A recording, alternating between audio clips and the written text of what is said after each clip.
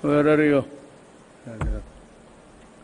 Interior and Local Government Secretary Eduardo Anyo, Representative Maria Angelica Rosdel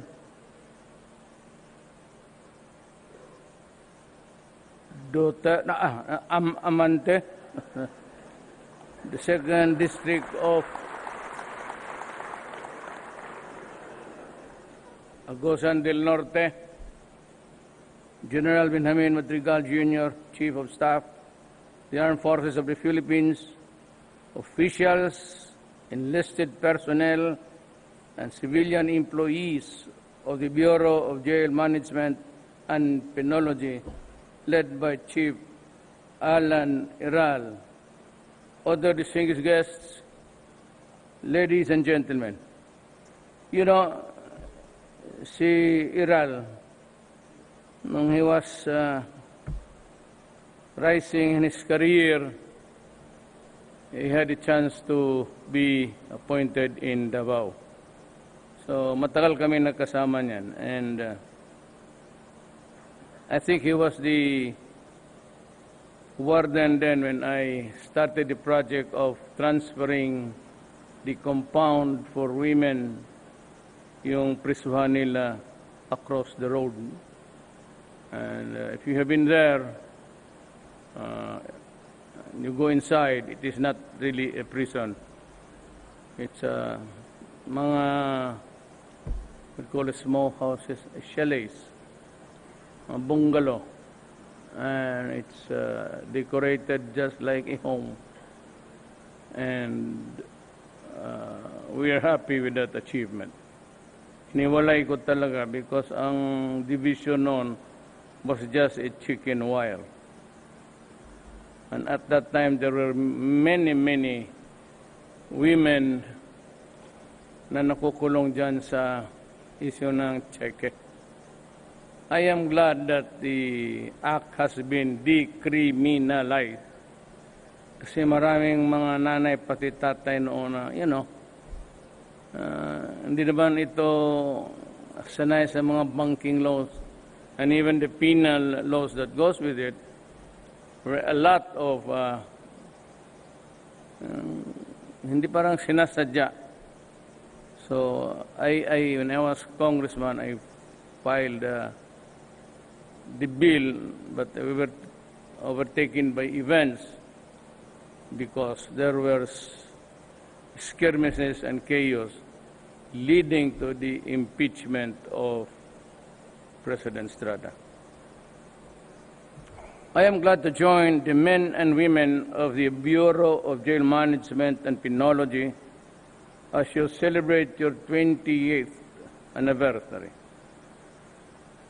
Today we recognize your enduring commitment to bring forth positive change in the lives of persons deprived of life, sometimes, most of them, liberty, to the infrastructure improvements and the reformative programs that we have instituted within your facilities.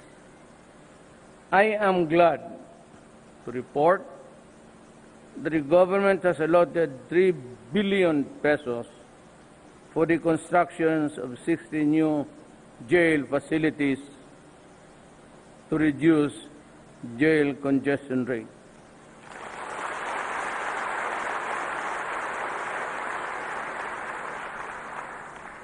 Let me veer away from the prepared speech.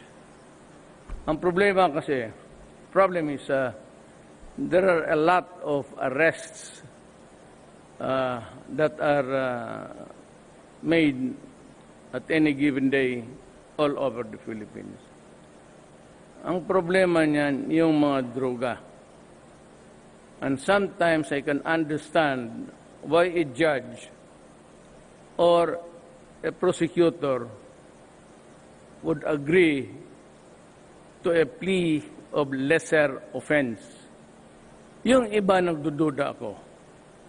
Because even if you had 1 kilo and you strike a plea bargaining agreement with the prosecution, Yung iba nagdududa ako sa kalaki. It's a volume.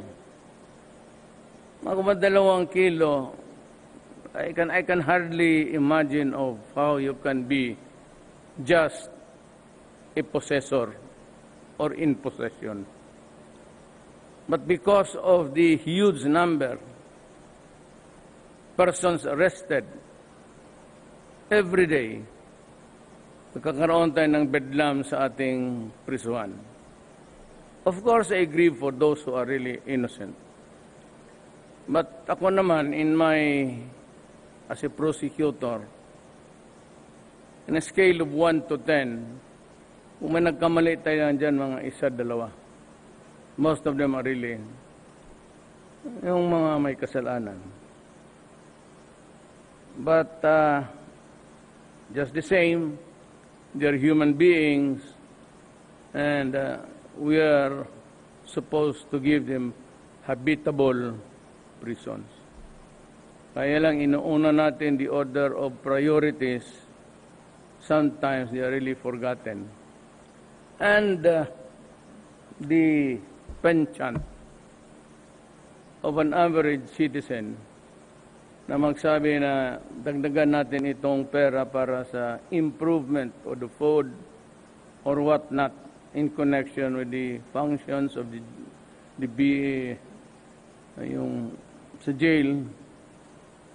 Ang karamihan na, hayaan mo yung magagong yan. Total, they deserve it. Really, minsan may palpak eh. And that's the problem that bugs us.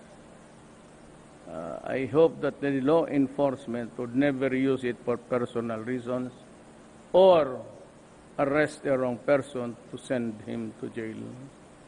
Yan ang mahirap. That gives us, places us in a quandary if you are the prosecutor.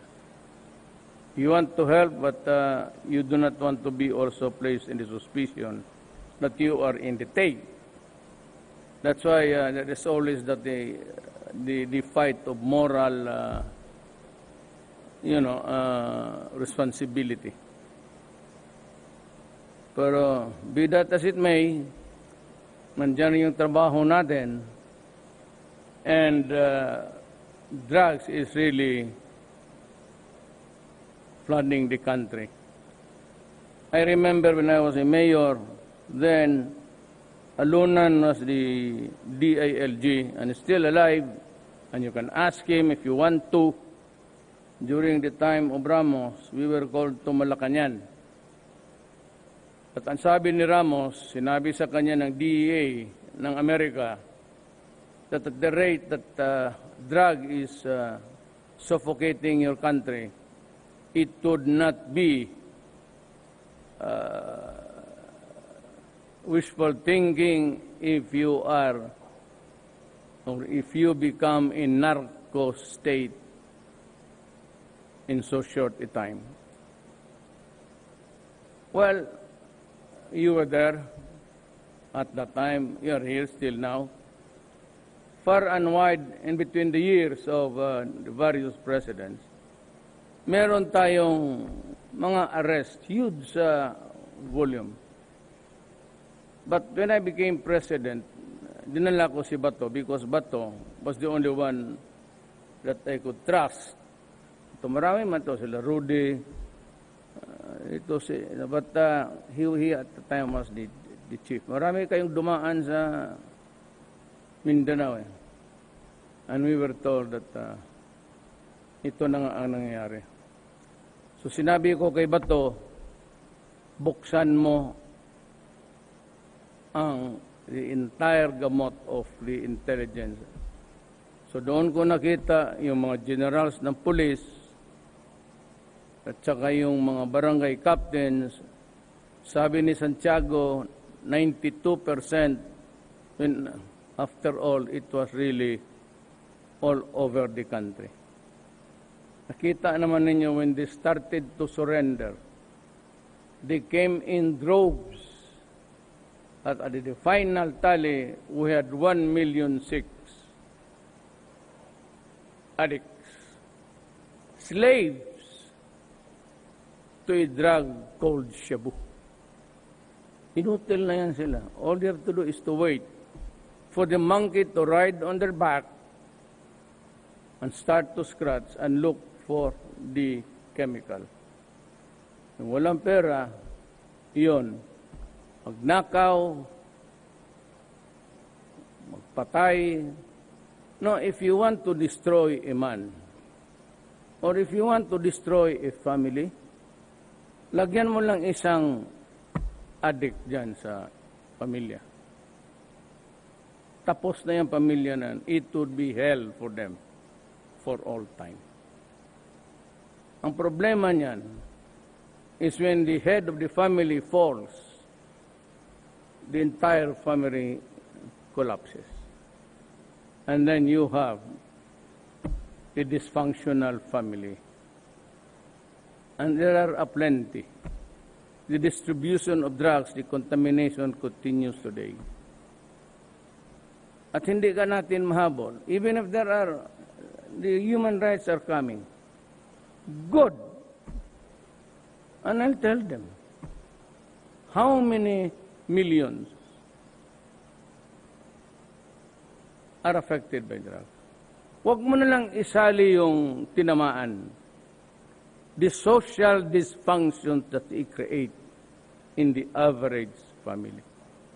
Ang mga bata hindi na pag-aral, if the breadwinner wala ng pagkain, and they go about on their own ways to create another problem in our society. Hindi maintindihan itong mga putang inanto na may problema tayo. Iceland, ano ang problema ng Iceland? Ice lang. That's your problem. You have too much ice and there is no clear day or night there. Parang alas 4 ng hapon ang araw pati gabi. So you can understand why there is no crime, there is no policeman either, and they just go about eating ice. Itong mga gago, they don't understand the social, economic, political problems of the Philippines. At saka nakikita nila na dito ihulog. If you look at the map of the Philippines, your right hand is the east, your left hand is the west. So they are jettisoning drugs here, jettison rin sila dito sa kabila. And most of our barangay captains, 12,000 of them, are in narco business. Coupled with some mayors. Kaniwarningan ko na kayong mga mayor noon.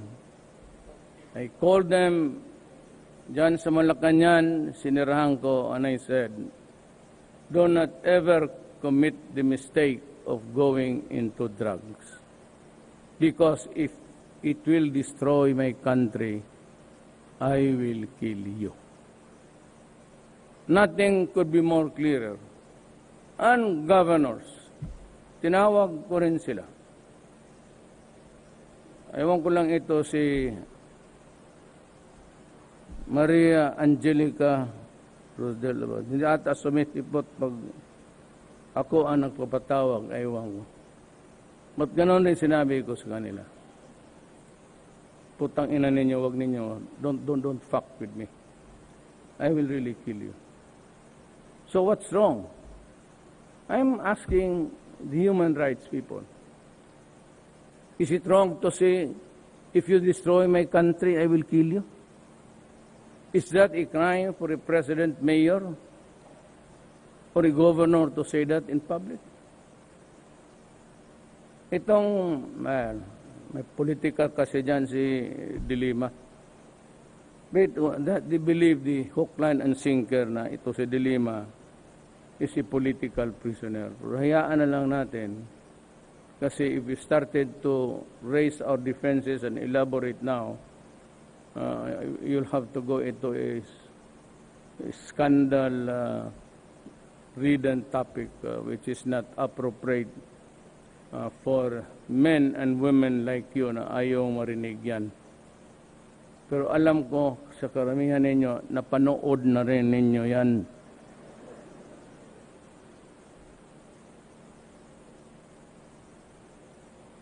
I also recognize your crucial role in the campaign against illegal drugs by working with the PNP and PDA in our anti-illegal drug operations in our jail facilities. Lumulusot talaga eh. I don't know why.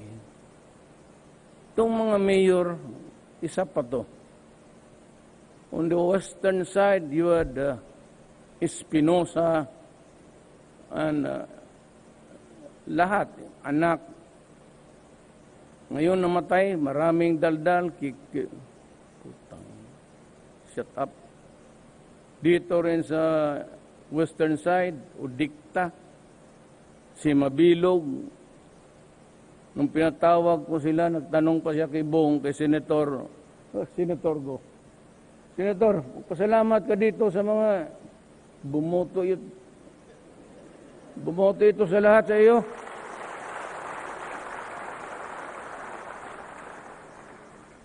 Yan si Angel, oh. Kalaki mong buto doon. Salamatan mo. Ma'am, salamat rin sa buto na nakuha ko sa iyo, ha. Natalo ako sa Davao del Sur. Agusan del Sur, pero nagwalop ako sa Agusan del Norte because of you. Is your husband here? I would like to thank him also. Nandito ba si... I also won in his province. Your husband is here? Good. I will go to you.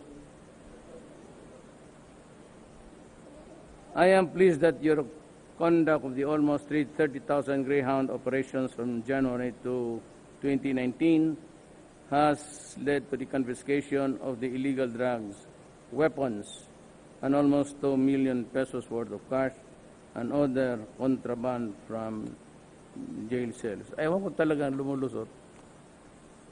As part of our efforts to ensure the integrity and professionalism of the BJMP personnel, we have conducted more than 13,000 surprise drug testing, which led to the dismissal of those involved in illegal drugs. As you forge stronger linkages and partnerships with local government units, other government agencies, and non-governmental organizations, may you always stay dedicated to our shared responsibility of upholding the rule of law and protecting democratic institutions. I also laud today's awardees for their unwavering passion and service to live the welfare of the persons deprived of liberty. I don't know about the others. I can only pray for the innocent, but the others, they can rot in hell for all time. May continue to embody your institution's vital role of contributing to the transformation and reformation of society. It is my hope that this milestone will further inspire you to harness your professional skills and expertise to promote the common good. As we celebrate this milestone in your organization, I assure that you will have always have the support and confidence that we build a better and brighter future for our nation. Always keep in mind that this administration will continue to pursue measures that will empower you in addressing the perennial problem that you face, particularly jail congestion. Baka next year, ha? Baka subukan ko that I set aside. But this time, I'll concentrate on sa agriculture. The weakest link sa ating economy is agriculture. I have to do something about it. I really do not, nasubukan na lahat eh. But let me come out with some better ideas for this year. Together, let us continue to embody solidarity as we build a stronger and safer society for the benefit of the future generations.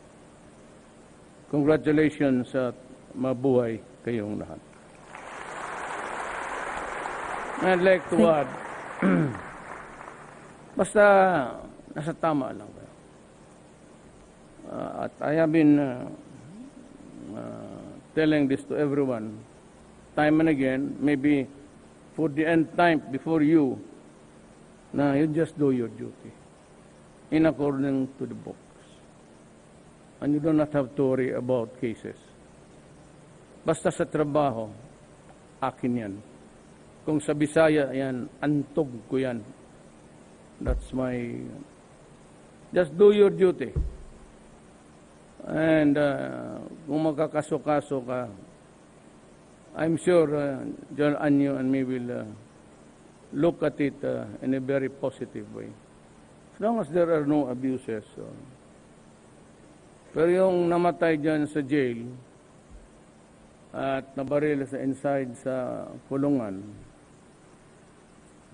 pabuti na rin yung sa kanila. Tapos na yung... we have cases like that. But I assure you, I will not abandon them. I will not abandon them. So yan lang ang paano ko sa iyo. And if there's anything that I can do, and I said especially cases that are duty connected or in the fulfillment of your duty, wag mo lang akong bulahin.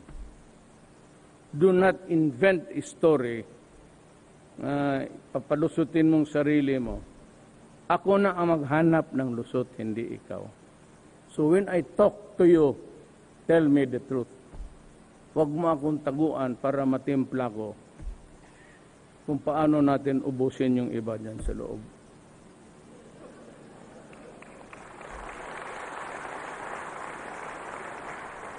And with that, I'm happy to see my good friend,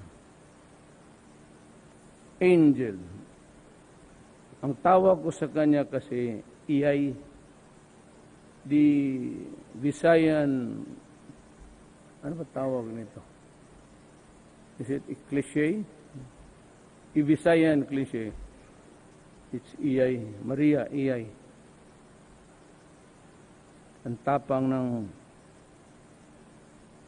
matapang siya. Sinuntok ako niya. At ako'y natumba kasi tinamaan ako dito sa sular. Kasi hindi lang ako sumunod sa kanya. Iba siya. Bahala kayo. Sige. Pasok kayo dyan.